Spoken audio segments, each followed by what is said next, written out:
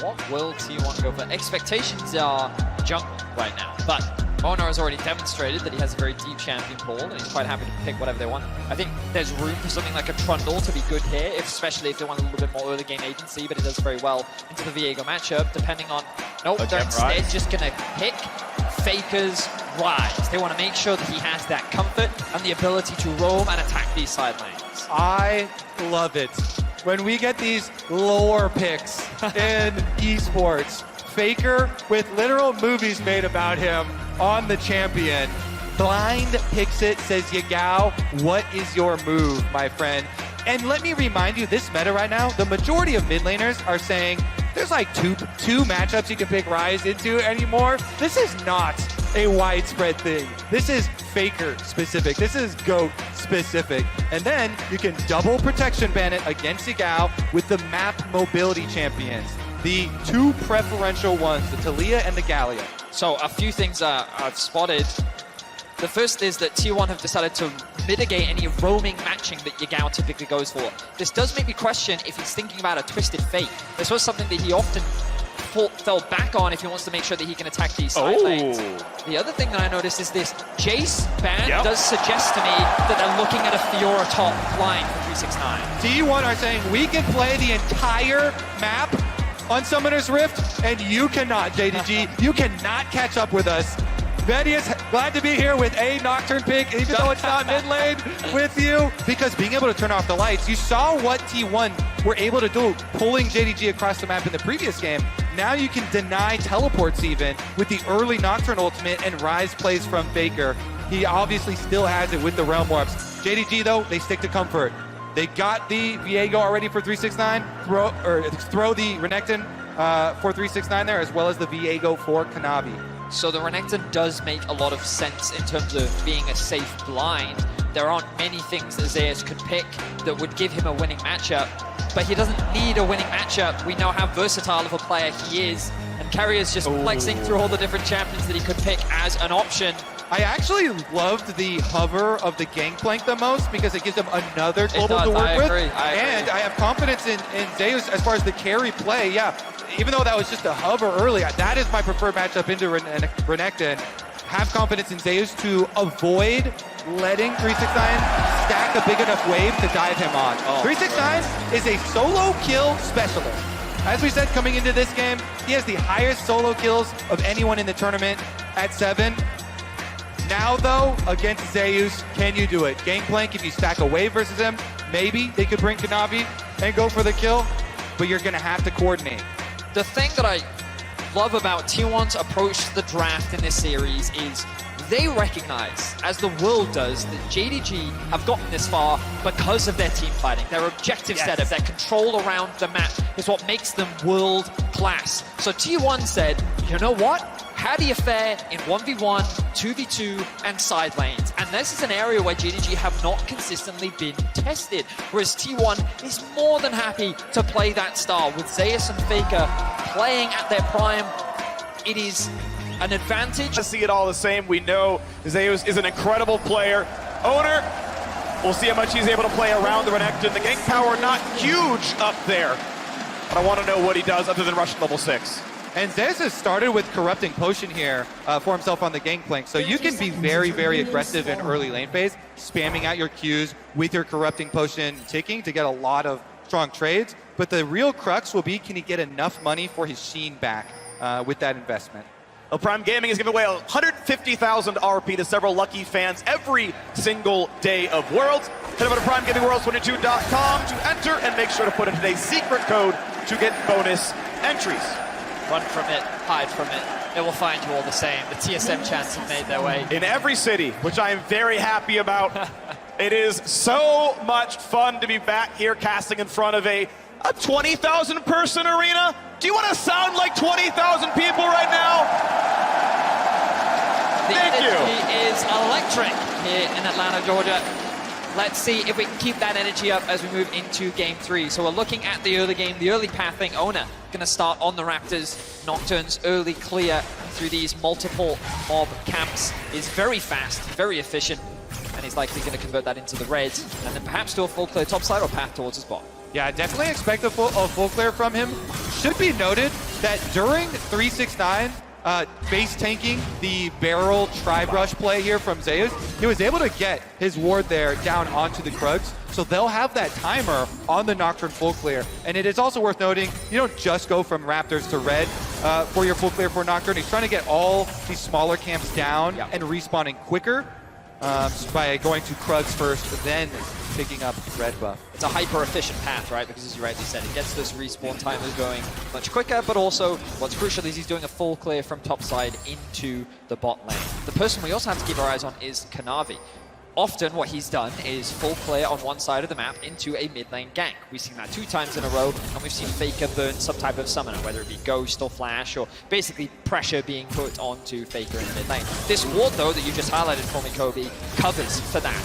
T1 have adapted, and they've recognized that this is a consistent play that Kanavi looks to make, so they're mitigating any early pressure to give Faker a little bit more safety in the 1v1. More poke in the bottom side, temporary 3 CS lead here for Guma as he's shoving that one down. Obviously, Nocturne has rushed down to his bottom side now, gets his own blue buff at level 3, and then can kind of path back up. We'll see which way he goes long term. Yagao makes like he's putting a ward down, looks like he actually doesn't go for it, but makes the move to say, I've warded the invade, you know. Actually finally does put it down, so we'll see if Nocturne comes through, or if he goes for a gank through. Obviously, he wants to go behind. It's hard to gank Azir from the front, and it's far enough back that the controller doesn't see it. Actually pretty important to get the positioning right away from a control ward. Kanavi has skipped one camp and is up topside. This is what I was talking about for playing against Gangplank. Stack a wave and go for the dive early. That's your opening. Here we go. Wants to find this done at the right time. Lets the W go down, puts all the attacks down at one time. Zeus just going to let him drop the aggro, but the health bar's down to 100. He can't clear his wave very fast. The turret's been reset. Second stun comes across. First blood claim. Kanavi will have to flash to drop aggro. They did it. They execute on the stack, wave, and dive versus Gangplank. The classic for Renekton matchup here into it. I will say as well, for that early W, Kanavi was trying to predict the flash. Even though it looks kind of weird there, Zeus holds onto his flash, he saves the summoner spell, still goes down, and is able to teleport right back, so at least he doesn't lose that many minions. And crucially, he got 11 CS and Futures Market, meaning he could afford Sheen on the recall. Yeah. That is so important as the Gangplank, and he has the item he needs to play his lane out. That was our exact question for him. Yeah. So big stuff there, even though going down. So JDG with that first blood money, repeat from Kanavi as the wave has bounced back. And Nocturne's here. Now Renekton, I mean, it's pickaxe versus Sheen. They're actually both relatively powerful here. Gets away from the barrels, gets the passive back, and the bait, the trap has been set. Zeus gonna be hit, eats the oranges, stays up for now. Oder wants a bit more, but he's waiting out. Belgian, it's nothing. The flash in, Zeus, the flash follow. It's a 1-for-1, but can Renekton win against Nocturne? The big stun, and 369 is good for a 3-1 scoreline. And there's no teleport on Zeus. Look at this minion wave. 369, he's so satisfied. Can keep the minion wave there. Zeus is gonna have to walk all the way back. Here it is, Kanavi.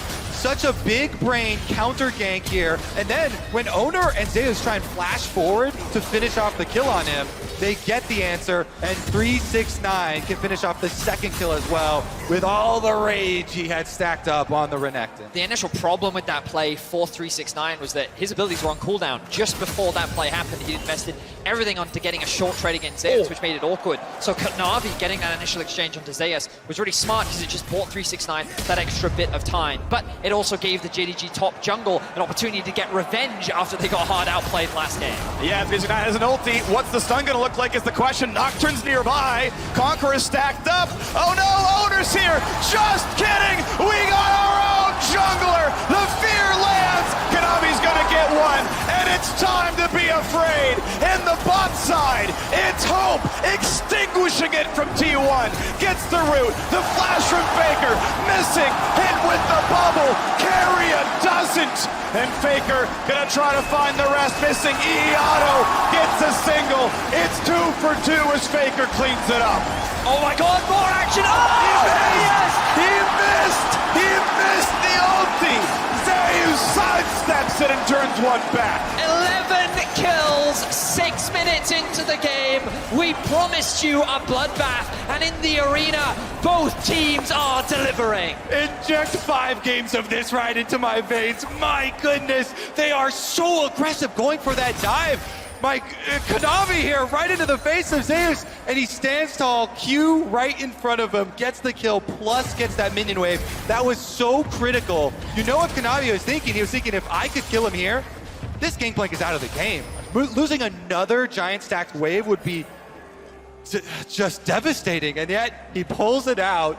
Both dives. Let's take a look at back at the beginning before all the craziness. So 369, he gets level 6 and he's committed to getting this kill. Doesn't quite have the stun up yet, not sure where that was available, but you're gonna see him use it just now as the Nocturne Spell Shield gets broken by the Q into the stun. But it's enough damage for Konami to get that conversion and then go for a commitment onto Zeus. He's so low in the top lane. Oh, the but then orange heal, and he realizes Konami, if he stays underneath that tower, it's gonna be a 1-for-1. We didn't get to see the 2v2 kill in bot lane as we get back into action. Both Jungles have ultis, but there's no fight to be had. The CC not really there to be landed. Of course, missing without much available on his kit. Ulti not there just yet. Barely level 5 for Keria, so far from Tidal Wave. Just gonna be there to clear out the wave and let it shove in. So we can see once again Konami covering for his laners. This is something that he's consistently done throughout the series to make sure that they can get this push underneath the tower to either allow him to invade, get deep vision, or to allow the laners to reset and spend that gold. Right now they're contesting that bot side River Vision. He will be able to secure that crab, and T1 will just be forced to watch. Now, as we move forward, what is this bottom lane going to mean? It means Nocturne is in the lane, and it means Hope has died. Missing a bit low, but not enough damage to kill him out of the turret. Exactly, we can't even get our words out.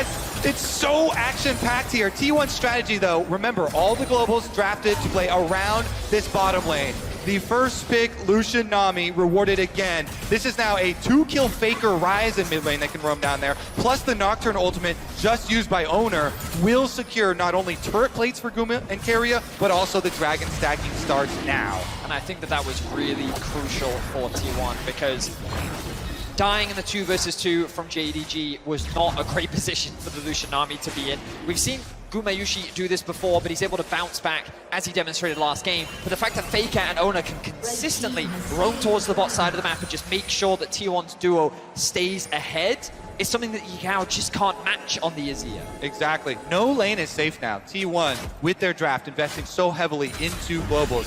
Zeus is going to be pushed off a little bit more of this top lane presence. And just getting him off the XP, but the same thing, of course, was happening to the JDG bottom side. Faker goes back to mid to play his own wave. And Konami just going to take away the Krugs. As you can see, 369 gets his second plate, and the Q's going to land at the right time. Konami autos it a bit too early, gets it low, and Parlay takes the lion's share of the XP away from Konami. The gold, though, still mostly on the small ones. But now this turret dies to a simple Herald charge. If they want it on Hope, they can lane swap, get him topside and summon the Herald for him. This is one of the reasons why Zeus is so hyped up as this young top lane prodigy. Not just because of the pop-off moments, because of the big carry games, but also his ability to play on the weak side here, giving up the extra wave, still staying calm, going in, last hitting with the Q on the attempted jungle, counter jungle there as well for himself. And even though he's significantly behind in CS with all the top lane focus, his ult is ready and enables T1 to make that cross-map play now. Certainly is. We'll see where he chooses to invest it. Right now, both supports have made their way back out onto the map. Keria, in the first 2 games, went deathless. So far in this game, he was killed, but by missing, which is quite ironic that the only person that can kill him before 15 minutes is another support. But T1 dead even right now with JDG with a slight gold lead. Faker has to be careful, though. The ultimate is available for Yagao. He chooses not to commit those. They don't know it, but they're wary of Owner and his ability to very quickly join the fight. Yeah, they're just itching to use this global composition. Gangplank ultimate ready, Nocturne ultimate ready, Faker as well afterwards with the Realm Warp. If they first get the kill, then he can Realm Warp the minions forward to help push on towers, and they're going now. Big Damage down to the turret, down to 2 plates itself, as Hope will be able to clear the wave out, but it forces that TP from Yagao, and it means T1 gets to push down mid lane first. Maybe Faker can come out of plate down to this mid lane. Much like last game, T1 with all the advantages in the questions that they can pose to JDG. Hey, what will you do if we force on bottom lane? Well, you have to teleport. Now you've got this giant long cooldown. You can't get right back to mid. They just push the mid lane in. They will take the teleport cooldown advantage and not force the dive there. Just use the cooldowns elsewhere. I like the way that you described that. It's T1, oh, hang on, ult. Nocturne is here, waits for the double dash, flashes on both of them. Is it gonna be up for the Gangplank ulti? 369 runs away, flash for flash, 2 for 1 on ultimates. 369 barely lives, has zone TP to get back to lane. The The play was great from Mona. You flash commit to make sure that the tether stays in range of the champion you're looking to fear. Unfortunately, Zeus just couldn't quite get in range to deal that extra bit of damage to get the kill. Big heal, actually, 140 back on that one. Kanavi getting a bit low, but he's not in range of hard CC, and helps the wave get cleared. Gets his own fast recall because of the Herald and inventory, but timer down below 1 minute. Has to make his way to a lane soon.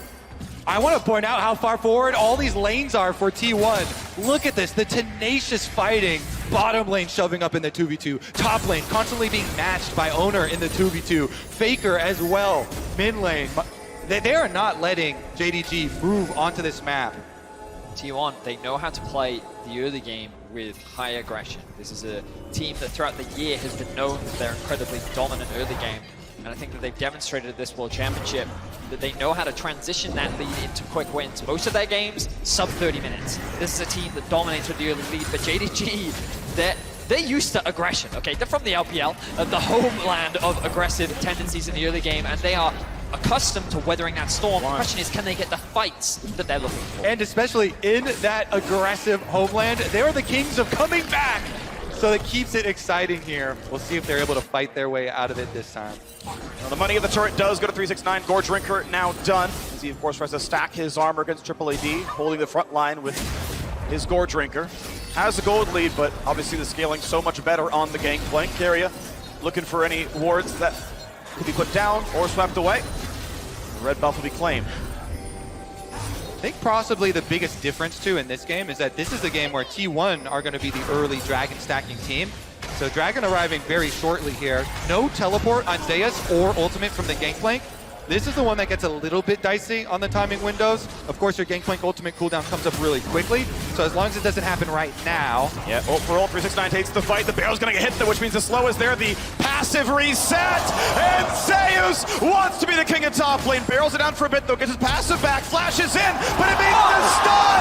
Zeus flashes to deliver 300 gold. And we got more though, the fight isn't done. Tunneling coming across the bottom side. The knockup's gonna land. Lulu buys him some time, just barely does JD live. This is the battle of top laners we wanted to see. 369 struck first, Zeus bounced back in game 2, and we saw the isolated 1v1 matchup. It was close, but Zeus oversteps, and 369 comes out on top. They have them both right now. They can both show up for this one. Can he ult over the wall? Kanavi is gonna burn that one. Flashes first, Nami's there, and the kill comes across. Faker's on a killing spree, missing flashes for his life. They got the early roam so they can fully commit. Even with Yagao coming to try and close the gap here, T1 getting the early kill onto Kanavi means they will get priority on Dragon. They will get the objective despite Zeus. Good trade there for Faker. But wow, I mean, every time we see one advantage gained somewhere, the other team gains an advantage elsewhere on the map. And it was just really good awareness from T1 to commit to that bot side of the map play. They're able to collapse much faster compared to JDG, largely because of this Z in the mid lane, and Faker on the rise once again is first to the play. But let's look back at this 1v1. So Zeus feeling pretty confident with his Trinity Force, but I want on live, I was looking at the cooldown for his ultimate. It was only a few more seconds afterwards. And you can see here he has the option with extra distance, but he flashes in instead without waiting for the ultimate, and 369 just rips him a new one. This is 369 Renekton, okay? Known for it. And he gets the last lap. Rift Herald coming up very quickly though. I popped Smiteable, who's gonna claim it. Was owner before. This time around it does go to JDG. And Kanavi gets the eye. 2 Drakes to 0. Gold actually 1,000 in T1's favor as well. The top scoreboard says T1 are winning game 3. Yagao just farming so far has not found his way into any meaningful team fights. See if the Herald charge can mean a bit more. It is 1-1 in turrets. Plates were close earlier. 369 able to hold the front line decently well. But it is heal to come back on in. Has his flash soon. Ulti's up now. Good time to find a target. Guma has his cleanse. Of course, Zeus has oranges. Everyone else is the target. So the all good thing for T1 right now is their waves aren't in a great spot. If you look top, you can see that with no tower, Zeus' wave will force him to overextend. He is going to go answer it now as going to use She. will be forced to dash out. But the bot lane in the same vein, Faker can't really be sent into that bot lane, which means that JDG could just force this skirmish in the mid lane. There was room there for JDG to actually commit onto that tower, and maybe even force a fight. But they decide, you know what, now that Zeus has pushed out that top wave, we'll go and catch it, and we'll look to reset. Yeah, T1 looked to get some breathing room. They sent Faker down to bottom side. This is the only lane where they had already taken the outer tower. So Faker trying to push on bottom, get the minions up to the secondary tower, while the rest of the 4 squad here puts pressure on mid. The waves have cleared away. JDG obviously pretty good scaling on the Aphelios down here, but Guma has always put out so much damage in these fights, moving towards his own rapid fire cannon later on. Missing gets his Shurelius done. JDG ever confident in the movement speed. We get 3 games in a row of Cloud Rift. Let's hear it for Cloud Dragon, baby. Yeah, it's the best one. My pick'ems are thankful, I will say. Oh, it actually has been 3 in a row. Yeah, that's crazy. I've been very keen on that one because Cloud Drake was the least killed Drake coming into this series. Oh, that's a big combo coming off, but Guma's not going to die to it. Bit of damage will, at the very least, delay Guma's back. The Herald will be now dropped mid, opening this up, gives JDG a lot more control and makes it easier to push into the enemy jungle. They've got a ward on him. 369 is seen. Here comes Tideway. Here's the rest of it. Flashing on enemies. Nocturne is left alone in the back line. Gotta stay alive. The scoop coming across. It hits 2. A flash away from Keria. Somehow Owner is still not dead. Kanavi dives in. And the dive out of the tower. 369 gets 1. But it's a one-way trip. Faker takes him out. Yeah, that's a dive under tower, all right. 369 wanted another solo bolo onto Zeus, and he does get it, but at the cost of his own life. And it means JDG can't then finish out the tower after that little scrap. Nice little opening from Yagao, though, as he saw the angle, sweeps in, gets the knockback for the extra kill. Faker holds the line, though. 4-0-0 now on the rise. He's just been picking up kill after kill, and he was the benefactor of 369's aggression. I believe he also picked up a shutdown as well. So this mid laner will only continue to get stronger, but let's have a look here. The Herald gets dropped down. Guma gets stunned up. The ultimate to disengage from JDG diving underneath the tower, but then there's no follow-up onto Owner's engage. Then the ultimate from Yagao is good, lands onto 2 members of T1. They're forced to flash out. Meanwhile, on the back line, 369 is able to get the kill onto Zeus. But look at Faker, locking up Zeus underneath the towers, means that those stacking tower shots will hand the kill over to him. Shut down. Seems that I was incorrect in that statement, but regardless, it ends up being 1 for 2 overall, but the tower still stays strong, and T1 hold on to the gold lead. Once again, into Black Cleaver 369, he gets the build path there. Cold nearly done, so again, building for aggressive, as much damage as possible here. As we get, looks like Blade of the Ruin King on the way for Kanavi, so 2 damage items here on the Viego. The advanced plate can often be pretty common. Yeah, the double Reeker bill a bit much. Double click on that one, but not going to be a problem here. Red going to be claimed for an invade. Gumayushi and the rest of T1 ensuring the bottom jungle belongs to them. And they want to keep up this dragon stacking. Zeus right now, no ultimate again, as it's ticking down with him pushing on top side. Moments before the Drake. If you can get a teleport from Gangplank early on and set up your barrels through some of these brush in the fog of war, that can lead to some big explosions. But they're actually valuing just walking Zeus down now. Walking down the river, 12 seconds till it spawns. JDG are the ones who own the path down. Kanavi aggressively looks for any wards, doesn't see any. One gets put down, put out as well. Guma forcing a Shurelius out. 369 cannot find his target. Locked in place, needs to ult to stay alive, but he's feared and he's fallen. Nocturne goes for number 2. Hope dropped, a flash away from missing, but Faker won't, and he's unstoppable. 11-9. You can't touch Gumayushi. His confidence is insane right in front of 369. Baits him in. Faker's not done. He dodges the stun. Really beautiful stuff right now. Gonna try to stack the Conqueror, try to find the kill. With help from his mid laner, Azonius buys some time, but they should kill him. The ult's too early. He needs some soldiers back. He finds the army, and 1,000 gold goes to Kanavi. However, Baron is dying. T1 with an incredible team fight in the mid lane are able to usurp the team fighting powers of JDG. 369, the benefactor of all that early game gold, the big beefy frontline is shut down as T1 dance around him, dance around JDG, and secure themselves the first Baron of game 3. I love this play from Gumayushi. He is so confident right now, playing in the face of these melee champions, baiting them in, daring them to try and touch him. Stays just out of arm's length there, and T1, well, can he get away from this though? Yeah, still has cleanse and flash, was not even remotely close to dying. And though a turret falls, T1, 1350 on the Red Bull Baron power play. Yes, they dropped the Cloud Drake, just means more can be killed. I know, it's a positive, honestly, as we crest into 2 and 3 items. Chainsword on the way now for the top laner. Look at this. He dashes in with the ultimate to get some damage here, and then allowing 369 dash forward. He just kites him into the Nami. Keria gets the double knockup. Yeah. Ulti into bubble, right into T1's hands. Keria playing these fights beautifully throughout this series. The chain CC, there was nothing that Renekton could do, and like this is just one of the problems with Renekton. He doesn't have easy access onto the backline unless he's finding a good flank. See the smiles on the T1 faces and the frustrations on the side of JDG. After losing that Baron, this game now becomes a lot of the win as Gumayusi once again goes in. Chunks hope to have tied away, builds a lot of time. Getting away from the fear, but Nocturne dives for more. Owner's gonna get one and stay alive. Gumayusi is at 1 hit. Yagao kills him. Owner could go for a bit more. Big damage out of Zeus, finds one. Owner may go too far. He will jump 2 up, and he drops. In the top side, though, a solo kill, 369. Once again rolls the dice and takes down Faker, not even burning a flash. Into the mid lane, he's looking for the collapse, 369. Flash up in 5 seconds, could find a good target. Keria has nowhere to go, doesn't have his own flash, doesn't have a good way out. Shirelli has to get his target into range. I don't know if he can get the blast plant in time. Nicely done by missing. 369 finds the kill. JDG lose 2, but they kill 4. That's right, 4 dead on the side of T1. I was not expecting the fight to turn that way. T1 felt like they had such firm control over the game.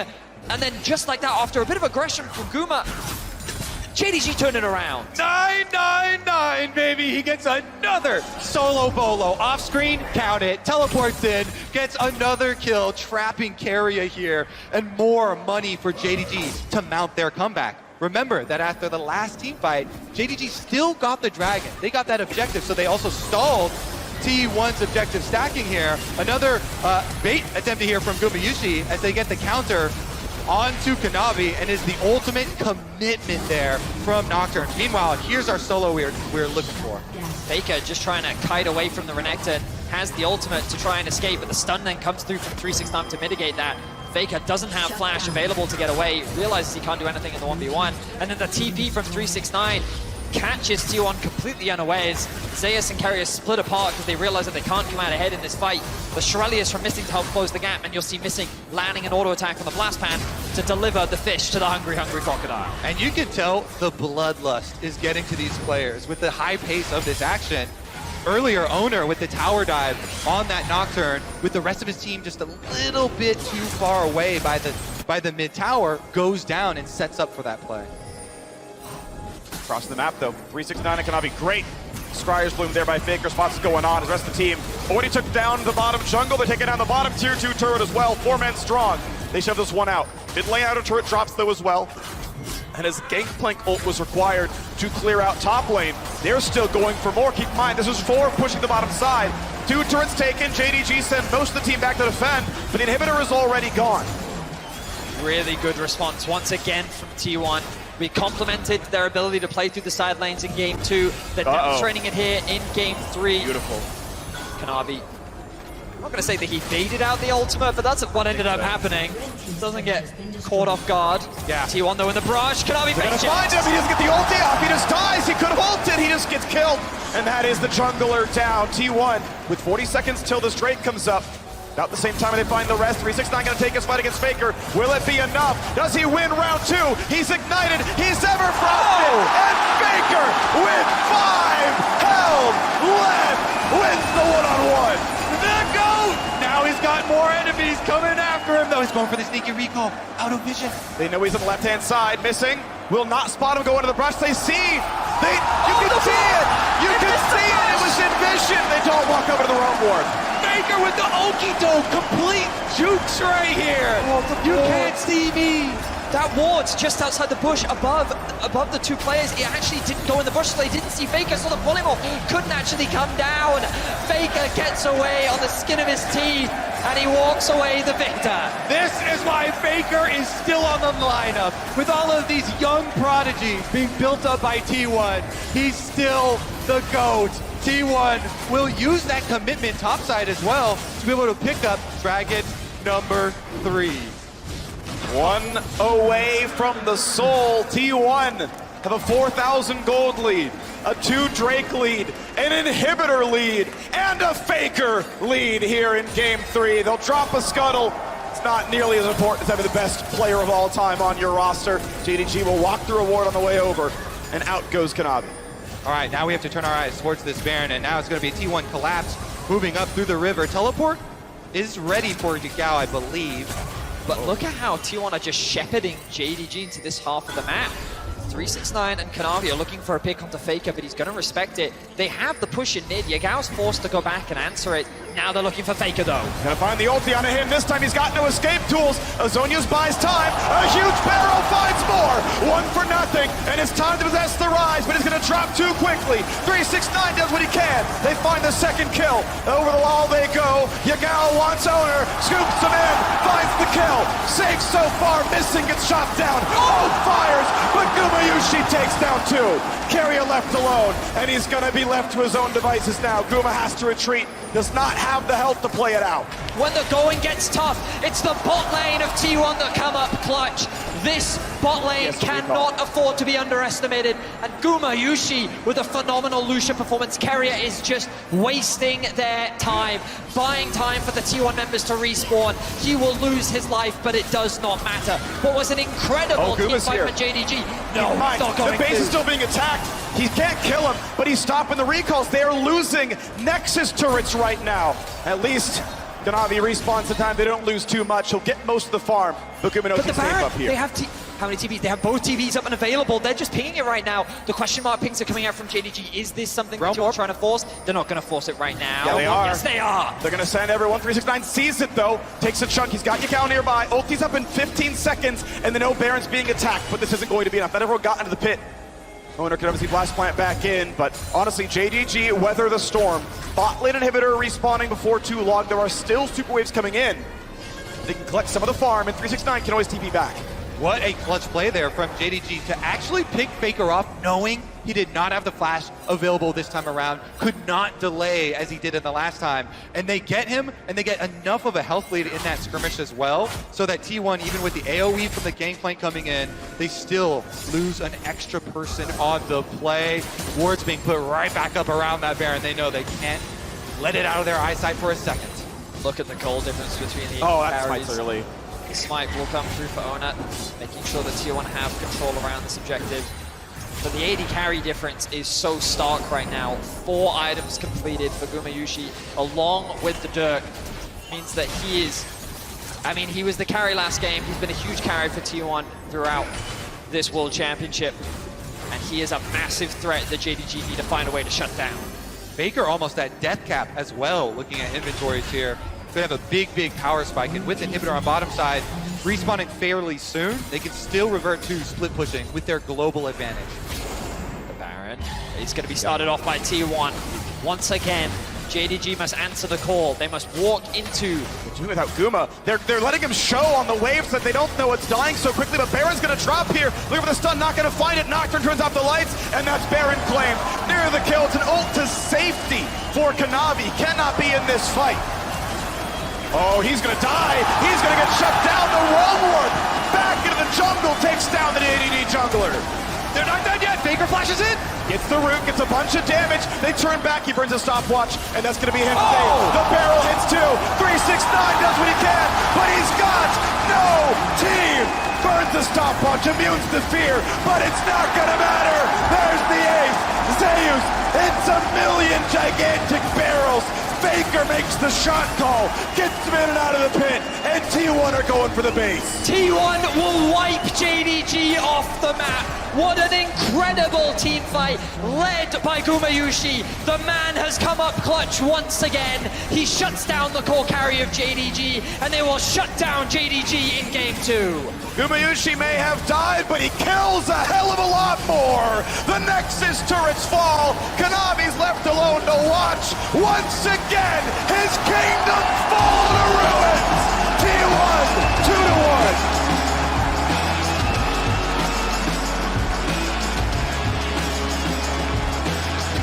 This is the beautiful League of Legends. Watching this T1 team operate Guma Yushi, while the rest of the team does Baron, shows himself for just a second to give JDG a false sense of security, knowing that T1 don't have the 80 carry DPS on. Viego, we can trade back and forth, but Lucian and Ryze in T1's hands, not allowed. Really, really good Viego steal away, because when JDG picks Sejuani, it is almost always going into 369 stance. Kanavi only has one career game on Sejuani. They want to pair the Sejuani top lane with a carry jungler. So stealing away the Viego pushes Kanavi down to this Bel'Veth, and it's going to put more emphasis on how he can play that early game. Sejuani, of course, does so well when matched with melee carries to proc that stun so quickly. And no hesitation here, instantly lock in. The Karma blind from JDG.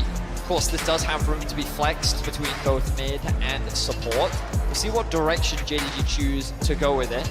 Somewhat ironic that it was that Karma from many years ago in Faker's hands. Regardless, the Varus locked in for Guma Yushi. Another big comfort pick for him, something that gives him a lot of agency in the bot lane. Often they will pair it up alongside the Tahm Kench for carrier, and we saw how dominant they could be as they demonstrated when they played up against RNG in the quarterfinals. Yeah, I think the focus on bottom lane and getting a powerful bottom lane for JDG is necessary because, let's be honest, T1 have completely bot diffed this series thus far. They have. When you pick Karma this early, what you get is a flex pick that can either guarantee a pushing heavy poke bottom lane for you, or even allow Yagao to take it into mid lane if they really want to pull some crazy stuff here and do a bottom lane counter pick later. Karma always pairs well with double poke lanes like Ezreal. So let's take a look here. They're still banning Yagao.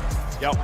And banding the good safety choices here out of Guma Yushi as well. No Tahm Kench from there is a very common pick. Obviously Karma, a small takeaway for that lane as well. It's just so much lane dominance, you really can't be out-pushed.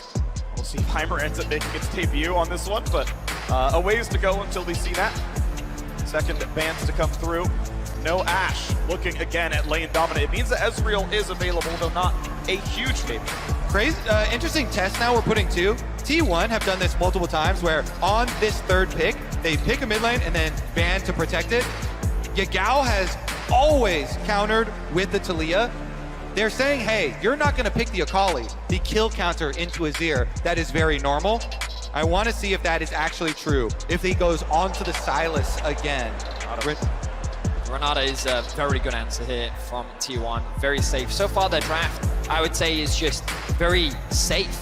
There's very few holes in what they've got. They've got a lot of long range at their disposal. They have solid engage thanks to the Varus. They have good disengage or follow-up with the Renata ultimate when combined with Varus. They have a lot of skill expression and pick.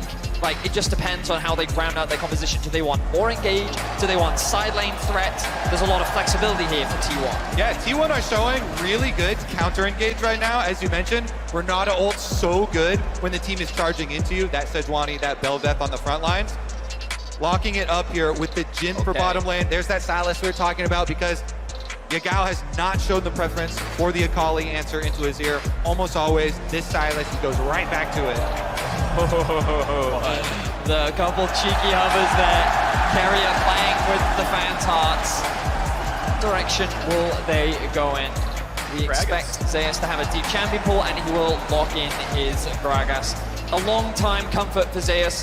He's been playing it ever since he first joined the LCK, even in some of his debut appearances. And into a tank matchup, it's something that he can feel very confident and safe in. Again, offers more disengage when complemented well with both the Renata and the Azir, along with adding to the pick options that they have, thanks to the flexibility of the Gragas ultimate. Yep, completely agree. And I love it specifically into Kanavi Bel'Veth. When you're playing against JDG, you're always looking to answer Kanavi. He's the focus, and multiple forms of interrupt are so powerful versus champion. You need to have something to interrupt the E from this champion. If you can get rid of that damage reduction, it does not operate anymore in team fights. And Gragas being... In a row, the LPL made the World Finals. A different team each time. JDG, the most unlikely of candidates. 369 cut from top esports. Hope and Missing cut from their relative teams as well. JDG signed them. Win the summer split. And now the last hope of their country. Need to win 2 in a row. Let's see if they can usurp T1. Right now leading the series. They're looking to get early information on the bot side of the map. making sure that the bot lane 2 versus 2 has a little bit more control. We've been seeing Guma and Carrier be hyper-aggressive in the bot lane 2 versus 2, sometimes to a fault, where they have been killed in the 2 versus 2 by Hope and Missing. What I think is scary about this Jhin and Karma lane is it does have a lot of power in its straight-up 2v2 with the amount of poke and damage, especially with that 4th shot from the Jhin. Yeah, what you get when you invest in this lane for JDG is way, way, way more safety for your bottom lane. It's double poke, as you mentioned. It's also, Jhin is one of the AD carries that can start with Boots Potion. Very rare. So much more sustain with the extra potion down there for him in case he gets the worst of the trades, because let's be honest, what we've seen in this series is the T1 bottom lane that was promised. They were prophesized, they were talked up as being the best bottom lane in the world, and they only lost that title due to some underperformances in summer, but it's really nice on the world stage to see Gumayushi and Keria truly living up to some of that hype. And it really has been in the team fights where we've been seeing Guma really step up alongside Carrier, of course. You don't want to take anything away from the support of T1. The fact that he went deathless for so long in both Game 1 and Game 2, his Nami was phenomenal. Now we'll finally get to see him on something a little bit different alongside Guma and see how much of an impact they can have in this game, as they are getting pushed in at these early levels, kind of as we expected in the 2v2 matchup. Yeah, and we've seen him already with some, I would say, game-winning Renata ultimates in this tournament. See if he can bring that aim with the double poke. Cleanse Ignite versus Cleanse Ignite. That means there is no heal. There's no way to get your health back up. You can drop the dot, but the first take of Ignite will still land. Summon a spell-wise, arguably Ignite counters Cleanse. And throughout the series, we have been seeing... Flash, handshake back, trying to burn him down, and he will drop the T1 bottom lane. Continues to dominate. Keria, that was magnificent. Are you kidding? The handshake right on Missing as he flashes. Holy moly, predicted, outplayed, annihilated. This T1 bottom lane, the one that was promised, absolutely insane. I mean, that I feel caught everyone off guard. Keria played that so well. For sure, Missing was caught off guard. Just as we were singing his praises, he's able to find a play like that. The burst damage was ridiculous. So let's have a look back and see how he does it. Flash, handshake, root. It's just clean, isn't it? No bit of damage was missed. Really understanding the limits of his champion. You give him a champion that has a little bit more agency than an army, and he does stuff like that. You can see why Carrier is so respected worldwide. Finds a knock, a decent damage. Under the turret's gonna be a bit much, takes a shot, but it does put damage in toward Faker. Kanavi always happy to share a bit of XP with a laner. Total experience for your team does go up that way, but it will slightly delay Yagao's road to 6. Yeah, man. Keria flashing in for the point blank handshake, just knowing there's not going to be a response and a return visit now. Owner is down here. Keria moves in again. Hope has cleanse, Hope has flash. Keria gonna hold on to it. There we go, gets away from both skill shots at once. Not gonna find the poke back either. The awkward thing for JDG's bot lane now is their wave is in a terrible state and their jungler is nowhere near to offer support. T1 know that Kanavi is top as well, and the fact that JDG's bot lane can't get control of the river, Missing has to contest this bush to make sure that the jungler has gone back to base. Now they can actually walk up and contest the wave. That could have been a lot worse for the bot lane of JDG. Playing towards the top side has not worked thus far for JDG. Let's see if it does this time around as Owner comes over to cover Zeus on this big cannon wave that's coming into him. It's a big farm lead for 369, but you're right, only in the Jax game did the top priority turn into a win. And Sejuani, not exactly a carry, though really good damage out of Yagao. 100 health left on the Faker, able to eat back in. Owner now spotted on the Viego. Is Yagao going to be really in danger? Gets away from the stun, but it does mean he's got to drop away from this wave for a bit. And he's going to chase him off. Yagao had already teleported back, so Faker actually, even though his wave is pushing, he can teleport right back to this lane. That's why Owner's not hard shoving instantly. Looks like he is going to walk it in there anyways, but Yagao already using his teleport means the extra damage there from Owner is going to stick, and it should allow Faker to continue trying to abuse the ranged matchup here, pushing in on Yagao, poking him under tower as he tries to pick up things.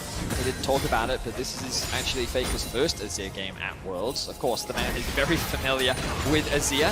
Let's see if JDG can find a pick on a nice sidestep from Faker. Oh, guesses that Faker will juke left, but Faker holds the course. Gets away from the stun. Yagao chunked down to 300.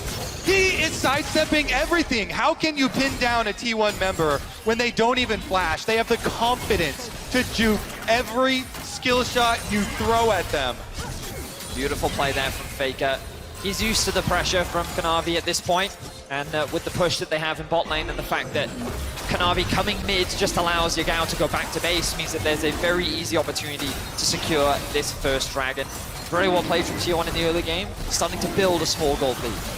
I mean, honestly, I would be demoralized going for ganks on this guy and having him just completely juke it out. He holds onto his flash both times.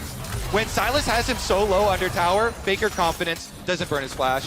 He walks it out, walks away with 75 HP, continuing to hold on to these cooldowns, and now he's level 6 too, so even has the ultimate to disengage. Let's refocus though. Kanavi on his Bel'Veth pick.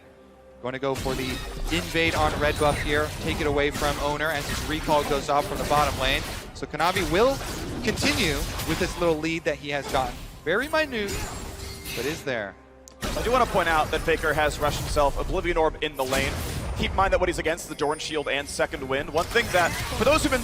Hold on, we got to play the bottom side. The flash away from the handshake. Keria does not have flash. They're going to guarantee the kill, and Hope is going to claim one. You can see the game now back within a 200 gold spread. That's a 3-6-9 gang. He's saying, you know what, last game, I got a lead, I wasn't able to impact the rest of the map. This time he's saying, I'm level 6, I'm ganking bot, boys.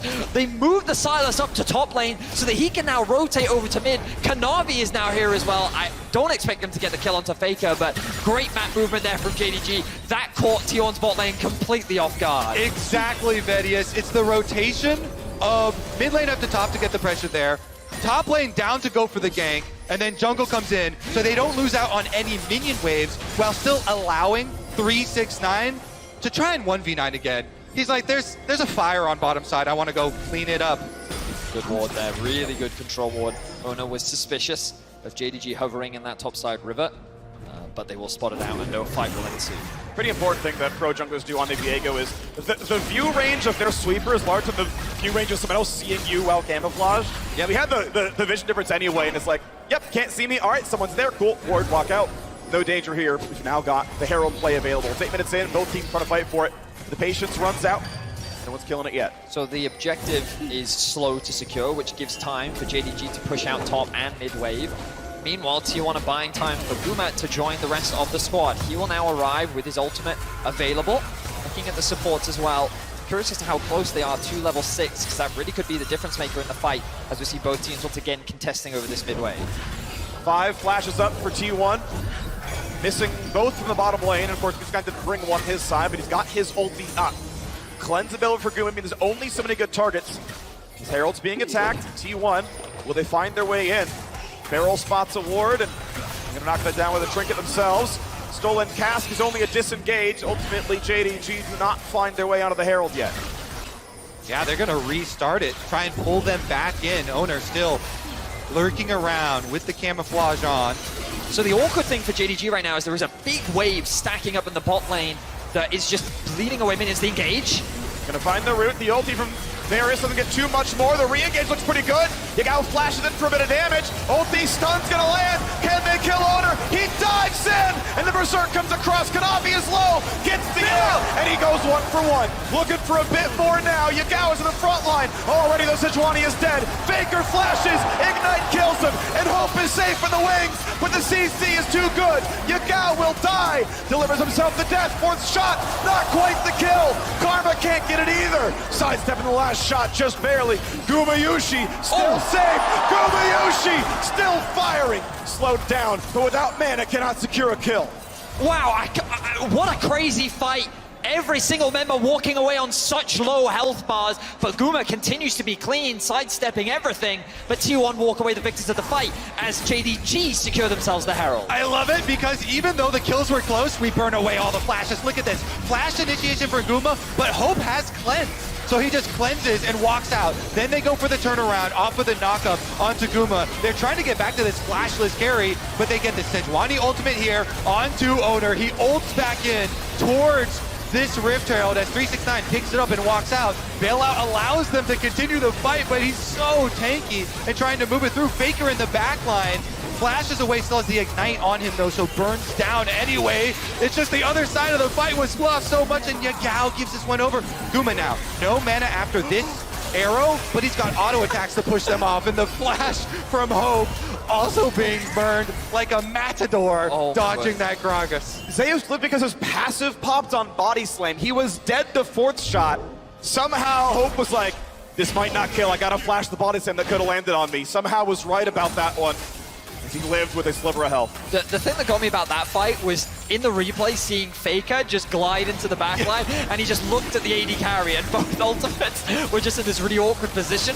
But at the end of the day, T1 walk away as the victors of the fight. And again, huge credit to Gumayushi, been involved in every single kill alongside his support. That's another dragon secured for T1. Similar to last game, we find themselves with control over these early objectives. But how can JDG now use this early Herald to gain an advantage over T1? Well, right now it's 3 plates left on the top side. 369 was given the gold in the previous game on Renekton. Now on Sejuani, still again not a carry champ. You'd love to see him get it somewhere else, but I guess it'll be shared by Kanavi. 369 actually going to take his share of the gold.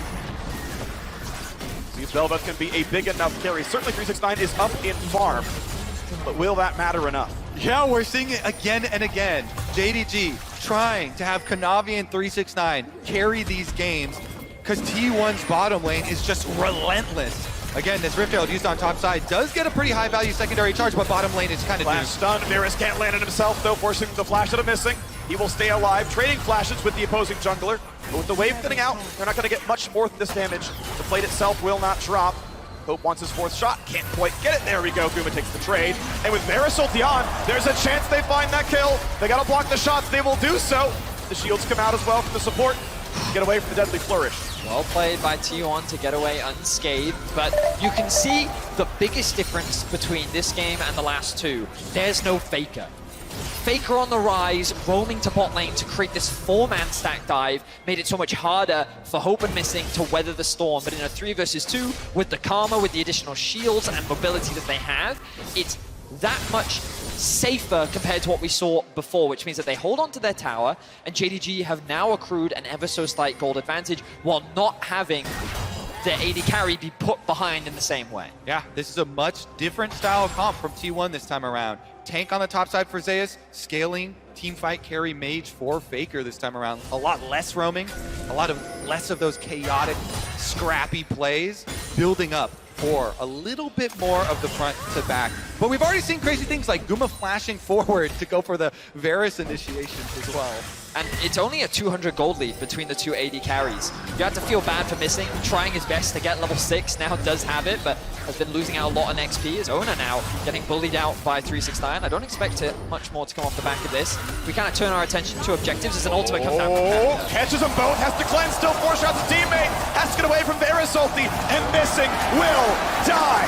Round 2 isn't good enough, he's running out of a tower. Guma gets the shot, and T1 get a double kill. This T1 bottom lane don't miss. Hiding the ultimate over the wall, Carrier zones them off, and then they still walk right back into it, T1. Obliterating this bottom lane. It's just too clean from the T1 bot lane. Absolute destruction in the isolated 2v2. They will secure another tower, and all of a sudden, 369 in the mid lane. Gonna find the stun, a whole lot of damage, a shuffle, buys a second, the shield survives a bit longer, but 369 still drops, and Viego is ready to claim a couple of corpses. It's not gonna come through for Yagao. Ignite will not kill Zeus, and T1 are winning everywhere. Faker is just so good. The fact that he could get that ultimate out at the last second to set up for Ona and Zeus to turn it around.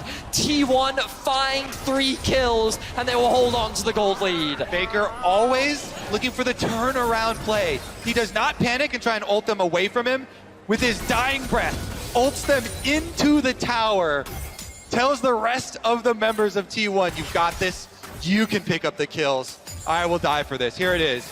Carrier around with the control ward you see up in the river, able to get the ultimate off right over the wall here. And then Hope walking right there, does have to cleanse it as well, and they go for Missing first. Full confidence with the fully stacked lethal tempo and the passive from Varus. Insane attack speed from him, blows him up. And the tower management was so good as well. Look, so much thrown onto Faker, the chain CC, but he gets that ultimate off just underneath the tower. and he buys a little bit of time, but we're back into the action. You try the 5-on-5 now for the Rift Herald. You've got a full item and a half here on the Gumayushi. Gonna feel comfortable on this Varus, the team fight it out. Gale Force boots to the side. Patience about to run out. They can get the last shot and try for it. 1200 HP. The spike comes through clean on the JDG side. A disengage for T1, but will it be enough? Yagao lower and lower and lower. The snipe from Gumayushi claims the kill. And he's gonna get more thanks to Owner. He plays the mid laner better than Yagao does. Bolts in for a bit more, forcing out the flash. But Faker does not care. Only one man is left alive. T1 do it again, and Baker's not done. No second wasted. Teleports to the bottom lane to immediately take 4 from JDG. Unbelievable team fight from T1. The start of the fight looked promising for JDG, but this early game is snowballing out of control, and it is off the back of this bot lane and the man in the mid lane, Faker, as he looks to return to the World Finals once more. It is beautiful to see the 2 generations of League gods on T1 play together. Look at this. They don't get the smite, but Faker does so much damage here with the Azir moving forward, and Owner goes for the reset. Guma firing off the snipe, nails the first kill for him, so then Owner gets that body, jumps forward, picks up the Silas, and chases down the rest of them. Faker goes with the short route on the inside, flashes over into the wolves for the angle. Beautiful play from Faker. And while he has not played Azir at Worlds yet, you can see that he is still a master at the champion. The cheers from Zeus as the ulti comes through. Another 3-6-9 finds death number 4, but the re-engage from Belvet is almost enough, but it is not. Faker in the mid lane, the unkillable Demon King rebuilds his throne with the skulls of his enemies. A 5 for 1 and a dragon after. JDG are completely aced 18 minutes into the game. T1 are playing with nothing but confidence as they rip apart the last hope of the LPL. Faker's never been eliminated by an LPL team, and he sure as hell is not going to start today. What an incredible performance. T1 seem to have only gotten better and better from game to game. JDG have put up a strong fight, but here in Game 4, it is nothing but the T1 show. And we have to give so much credit. We sing the praises of Faker, we sing the praises of Gumayushi, but Carrier's ultimates have been unbelievable in these team fights, hitting 3, 4, 5 members consistently. And the plays that he has been making in the 2 versus 2, he's been involved in 15 of the 18 kills. Absolute beast for sure. Here's a look at the engage, and Zeus immediately, they go straight for frontline. They knock back the Sejuani, and because of the comp this time around, it's easy for them to finish that out. Faker then goes around the back. Nobody's getting out of here. It's like Faker from the back, Gumayushi from the left, Owner from the front. They're being flanked when they just shouldn't be. The focus on his face. He knows that this game is his. Gonna find an engage into the tower. Owner, though, able to get away with his ulti, staying alive, still has the flash. Good damage to the front side, though. They could kill Zeus. They could go for more. Here comes the Berserk, and even JDG is gonna kill JDG. The T1 reinforcements arrive, and it's a 4-0. They can't even kill off the Grog as he was so low under tower. Almost goes down, heals off his passive, then gets the bailout from Carrier. My goodness, this T1 team, they are marching straight towards finals. I respect the resilience of JDG. They are doing everything in their power to come back into this game, but T1 are just too strong. They will secure a Baron on spawn, and they're looking to make their way back to the World Finals. Here's a look at the attempt this time. They try and burst on Owner. He ultimates away. They kite through, and then they turn their sights. Next closest target. Burn down the Gragas. Let's get slow, low. But Carrier, with the ult flash over the wall, hits them with the backline, comes in, and Guma can find the snipe, set up with his ultimate as well. Cleaning house, even getting the bailout for Zeus. This team is just so good. What an ultimate once again from Carrier. And JDG know there's little that they can do to turn this game around. You had the perfect setup, Thaddeus. You were talking about it. There's a reason this kid from the very beginning, support prodigy, got Rookie of the Year and was such a highly prized pickup for T1. But Guma, The bailout will buy a second. To find a kill. They should still knock him down, but it was close. Hope down a point on HP himself. He almost makes it 2. That will be his first death of the game, but still, 19 KDA here in game 4. This bot lane continues to be incredible. And T1 still in firm control. This will buy JDG a little bit of time, but not that much. If we draw our attentions to the bot lane, we can see Faker pushing in this wave, securing another tower for T1. The next Dragon spawns in about 1:40, and T1 are going to want to do as much damage as they can. 369 putting out the TES flare. A few years ago, made it to the World Semifinals, lost to Suning in the first Worlds in the last 4 years that the LCK actually won. That was Dom won. And now at the same spot he was, semifinals, but staring down the barrel of T1 closing out the series. yeah, he got a lot of flack because of that TES team and dropping out, but had such a big resurgence this year. Let's see if they can pull it off. They teleport flank. He is behind Faker and the rest of JDG in front.